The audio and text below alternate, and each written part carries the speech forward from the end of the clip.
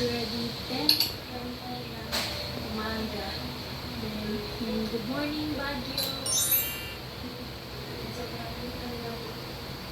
katantanan lang yung weather. Hindi naman masyadong malamig pa. Then, hindi naman din kasi parang medyo makulit. Medyo makulit. Then, isasama ko po kayo dito sa vlog na ito or sa mga pupuntahan ko namin dito sa vlog. This is our day 1 trip in Baguio. Then, yun, sobrang sarap po ng tulog ko kanina. Nakatulog ako ng maayos. Kaya nakapag-rest din po ako ng maayos. Then, ang first destination daw po namin is pupunta kami din sa Dragon Castle. Kasi nung pagpunta ko namin dati dito sa Baguio is ang ginagawa ko yung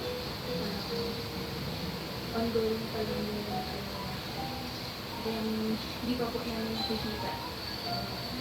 Kaya let's go po. Samahan niyo po ako dito sa vlog na ito. Samahan niyo po kami dito sa vlog na ito hanggang matapos. Thank you very much